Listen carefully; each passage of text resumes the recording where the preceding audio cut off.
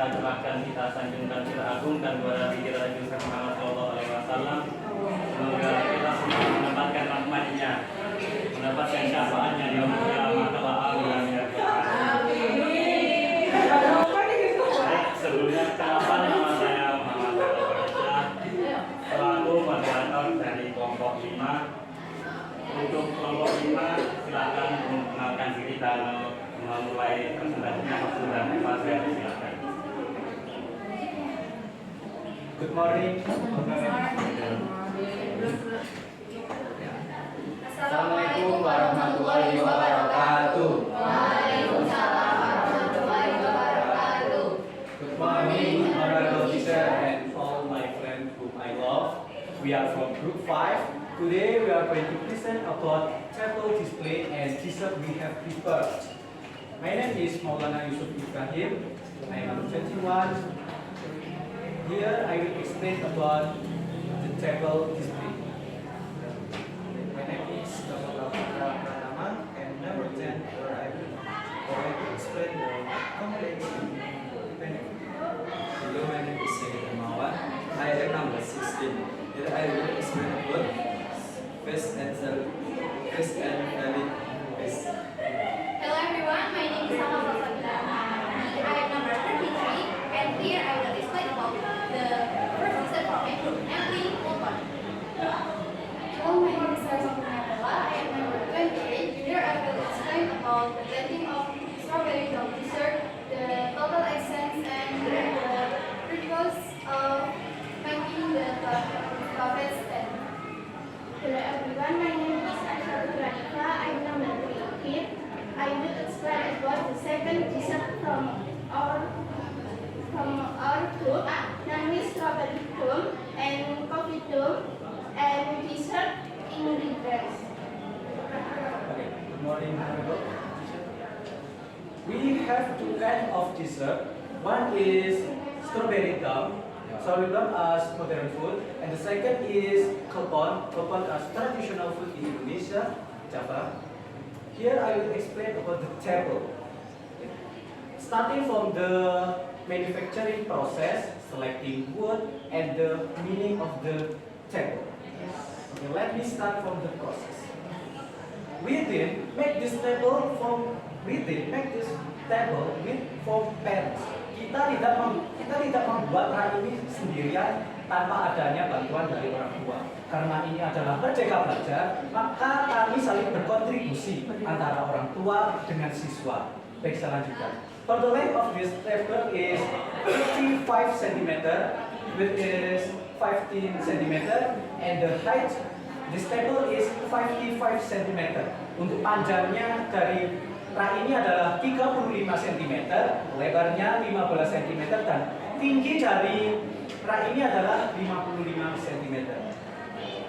We use meranti wood to make this table, and it took us 1 week. Kita menggunakan kayu meranti untuk membuat rak ini dan menghabiskan waktu 1 minggu untuk menyelesaikan produk rak kami ini.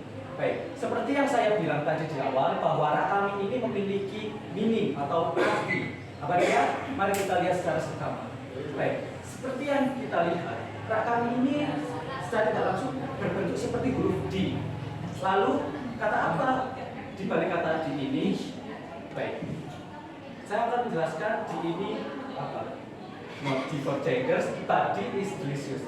Delicious itu adalah makna di balik rak kami yang kami buat ini. Kami menginginkan tidak hanya makanan kami yang enak, tetapi rak kami juga memiliki makna enak di dalamnya. Baik, seperti itu penjelasan singkat saya mengenai rak ini. Mohon maaf apabila ada kesalahan kata. Untuk penjelasan tentang dessert akan dilanjutkan oleh rekan saya, Salwa. Okay, thank you, Yusuf. Good morning, honorable teacher and all the members in this class. May come back with me, Salma Salsabila. Okay, today, in this time, I will present the first dessert for my group, namely Lopon. Lopon is a type of traditional Indonesian cake originating from Java. This cake is made from glutinous rice flour, which is set round and filled with grated brown sugar. After that, the cake is stamped and smeared with grated coconut as a sprinkle on the outside of the cake.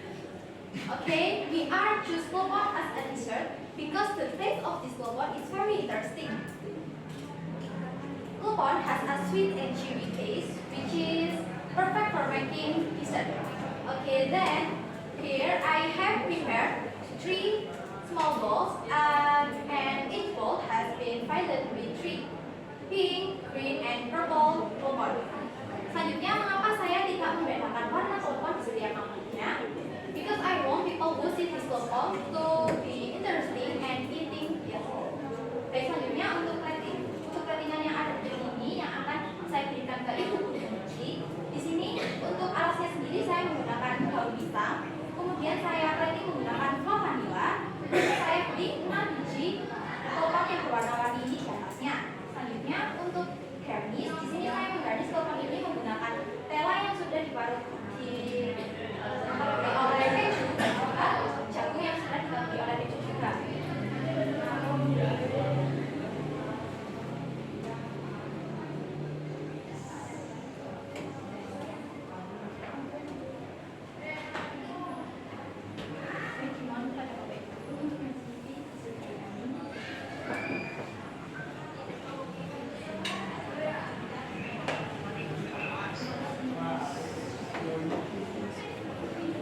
Okay, that's all from me, and for the next presentation will be delivered by Aisyah. Selanjutnya saya akan menjelaskan bahan-bahan yang digunakan untuk pembuatan lobon. Bahan yang digunakan untuk pembuatan lobon yaitu yang pertama tepung ketan 500 ml 500 gram seharga Rp10.000. Yang kedua gula merah seperempat seharga Rp4.000, dan yang ketiga satu buah kelapa seharga Rp6.000. Selanjutnya saya juga akan menjelaskan dessert kedua dari kelompok kami yaitu strawberry dome dan coffee dome. Di sini saya telah mendisplay 1 strawberry dome dan coffee dome yang ada di rak kami. Kami tidak mendesain dessert ini lagi dikarenakan tampilannya sebagai menarik. Alasan kami memilih strawberry dome dan coffee dome sebagai dessert karena strawberry dome memiliki rasa yang manis campur asam, sedangkan coffee dome memiliki aroma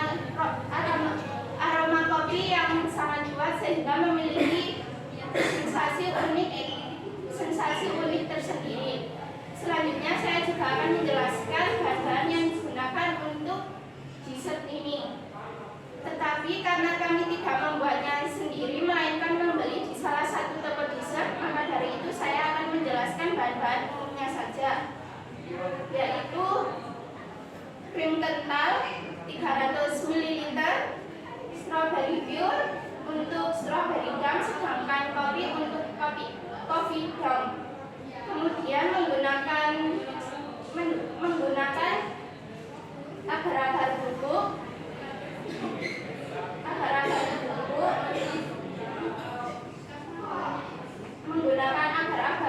tepung jagung, agar-agar bubuk, tepung jagung, dan juga gelatin. Selanjutnya akan dibahas oleh teman saya, Reva. Baik, terima kasih Aisyah. Di sini saya akan menjelaskan berarti yang sudah saya siapkan untuk Bapak Ibu.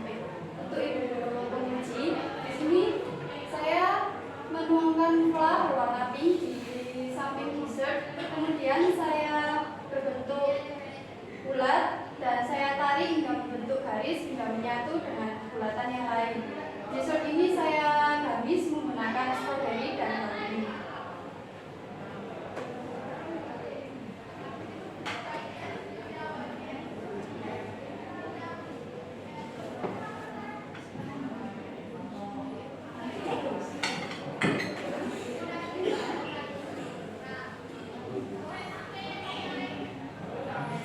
Baik, untuk total pengeluaran yang kelompok kami keluarkan adalah 175.000, kelompok 20.000, strawberry dome 105.000, kemudian bunga 25.000, dan juga main flour 8.000, sehingga totalnya adalah Rp233.000. Selanjutnya akan dijelaskan oleh Semisal harga jual Pak 165.000, kita mendapatkan keuntungan 90.000. Dibagi dengan jumlah anggota kelompok kami, yaitu 6 anak mendapatkan keuntungan 15.000. Dari yang awalnya patungan 12.000 untuk pembuatan raknya.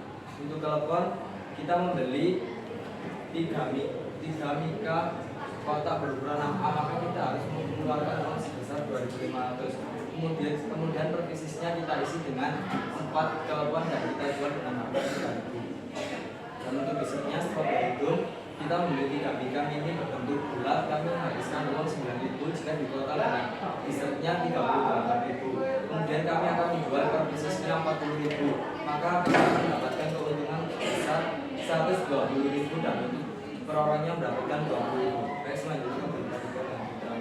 Baik, terima kasih Egi. Seperti yang kita tahu bahwa kelompok kami kelompok 5 memilih 2 dessert. Yang pertama, kopon sebagai makanan tradisionalnya dan cake sebagai makanan modernnya. Kelompok kami juga memiliki slogan seperti yang dikatakan oleh rekan saya Yusuf bahwa D for dangerous but D is delicious. Ini adalah makna sesungguhnya dari Project DGL. Selanjutnya di sini saya akan menjelaskan manfaat dari dibuatnya tadi. Yang pertama, meningkatkan kreativitas dan keterampilan siswa-siswi perhotelan.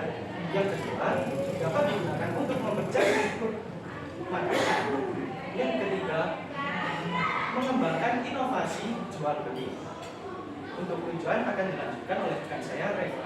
Baik, selanjutnya tujuan dari barang tersebut adalah untuk memenuhi persyaratan PJBL dan juga untuk tugas terakhir semester 2 ini atau sebagai bahan untuk mengasah kreativitas dan keterampilan siswa perhotelan.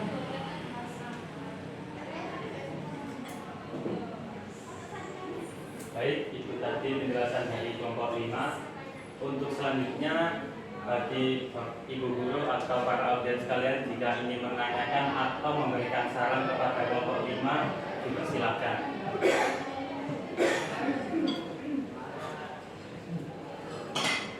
Silakan. Baik anak-anak, sedikit masukan ya. Ini tadi kita sudah mencoba ini dengan saya berbulat 2 orang. Berbulat untuk memakan makanan ini. Ya. Untuk dessert harusnya itu menurut saya ya. Kemarin sudah saya beri sedikit masukan. Nasi untuk kue yang kecil. Atau satu kali ini harganya mahal sekali. Jadi harganya berapa itu? 105 ribu hanya untuk berapa produk? 13. Ini BJT ya? Aku mau jualan Itu mirip telepon loh. Tapi memang kalau saya mencicipi itu bahan-bahannya premium. Bahannya premium itu yang menyebabkan harganya mahal. Tetapi tidak harus dengan harga yang mahal kita bisa mempresentasikan dan menaikkan nilai jual suatu produk food and beverage ya. Buktinya telepon kalau kita bisa memplating dengan cantik, orang itu first impressionnya kan pasti dari looknya dulu kan ya. Nah, dari tampilannya dulu, kalau istilahnya mama itu lapar mata. Kalau tampilannya sudah cantik itu kan pasti akan tergiur. Itu. Kemudian yang kedua, kadang-kadang teknik marketing yang bisa digunakan untuk menaikkan nilai jual itu adalah pemberian nama. Ini tadi kelihatannya agak jeglek gitu loh, kan? Jeglek fokusnya bahasa Indonesia ini agak timpang ya. Satunya namanya strawberry dome, berarti kan sudah internasional nih. But you use the telepon in English apa? Telepon. Bu saya bisa bantu. Apa in English? We can also say telepon. They also can say telepon. This is the name of the traditional food. Traditional food. Maybe if we translate in English, glutinous. No, I never heard that. PR bagi kalian. Salah satu teknik yang bisa digunakan untuk menaikkan nilai jual itu adalah dengan memberikan nama-nama istilah internasional. Kopi hitam 3.000, black coffee 30.000, plus service. Otomatis karena yang dijual itu kan kita tidak semata-mata hanya produknya, tapi service dan view juga. Pemandangan itu juga bisa menaikkan nilai jual. Berikutnya, saya apresiasi kejujuran kalian mengatakan bahwa produk ini adalah bukan murni dari hasil karya kalian sendiri, tapi kolaborasi dengan ortu. Apakah hanya dengan ortu saja kolaborasinya? Dengan guru nggak ada? Dengan tetangga? Dengan expert? Oh, saudara. Apalagi? Dengan tenaga ahli, barangkali itu kamu pas, Bu. Pak Pri, nggak kamu hargai sih, baru kamu potong kaca itu. Dengan Pak Tukang, Bu. Dengan siapa lagi? Oh ya, ibunya adanya apa, Mbak? Bantunya dalam hal apa? Mencampurkan warna sama memasukkan lubangnya ke air yang mendidih. Oh gitu. Kenapa merasakan sendiri belum aku? Katanya itu nanti takutnya nggak jadi gitu. Oh gitu. Berarti masih ada tip-tip khususnya yang harus dipelajari. Terus yang lainnya kolaborasi dengan siapa? Dalam menghasilkan suatu karya ya memang kita harus jujur bahwa karya itu kadang-kadang memang hasil dari kolaborasi tidak dihaki. Ini hasil karya UDB gitu loh ya. Itu sebagai bentuk apresiasi kepada pihak-pihak yang sudah membantu kinerja kita. Ya. Tapi yang perlu diingat, meskipun kalian berkolaborasi juga tetap harus ada proses belajarnya dan porsinya, porsi bantuannya itu tidak boleh lebih dari 60%. Jangan-jangan di kubu yang 90%, kamu yang 10%, ya. Yang belajar kan tetap kalian. Tapi kalau memerlukan tenaga expert boleh juga dibantu. Terus apa lagi tadi? Tadi sudah dibahas oleh Bu Yayu juga ya, bahwa ukurannya itu harus kecil. Salah satu teknik untuk membuat ukurannya kecil itu dengan dipotong-potong seperti contohnya yang tadi ya sudah saya tunjukkan. Kenapa sih kok harus dikasih toothpick ini? Fungsinya biar nanti itu sekali makan gampang. Gitu. Atau kalau misalkan nggak disediakan toothpick, disediakan kayak tahunya itu, capitannya itu, tempat ngambilnya itu loh ya, tahu kan ya? Nah sudah pernah disuruh semua? Ada yang belum? Nah, yang belum segera besok tidak tahu ya, karena nanti secara garis besar kalau besok itu kan dipakai nge-review itu, biar punya gambaran langsung. Oh, kalau di hotel beneran ini ya, ya. Siapa yang belum? 1, 2, Yusuf juga belum pernah. Belum pernah Bu Maria Yusuf? Nggak butuh uang. Bukan masalah uangnya, ya. Saya jelaskan kepada semuanya. Casual itu merupakan salah satu program jurusan untuk mensupport kompetensi kalian sesuai dengan tuntutan Merdeka Belajar. Kita belajar itu tidak hanya terbatas di ruang kelas, tapi harus keluar ke industri. Kalau hanya di dalam kelas saja, kita punya banyak keterbatasan alat dan bahan.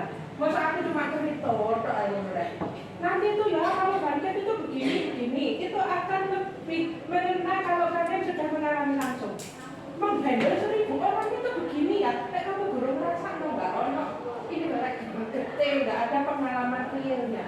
Ya, makanya semua siswa saya wajibkan minimal 3 kali casual sebelum kita kirim untuk PKN.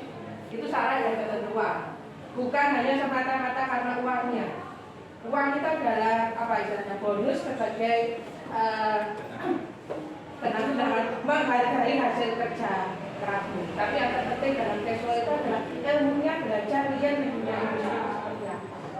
Ya, begitu ya. Terus ini tadi yang sempat membuat saya agak terkejut. Benar di kleponnya ini dikasih sprinkle. Sprinkle yang dimaksud itu apa? Iya, yang mana? Parutan kelapanya itu. Hah? Parutan kelapanya. Itu istilahnya sprinkle apa Bu Salwa? Salwa keluar. Kalau sprinkle itu gula yang warna itu loh, Pak. Iya, makanya. Yunus sprinkle itu klepon. Ambil ya, makanya aku kaget waktu presentasi sprinkle. Maksudnya kau kenal sprinkle.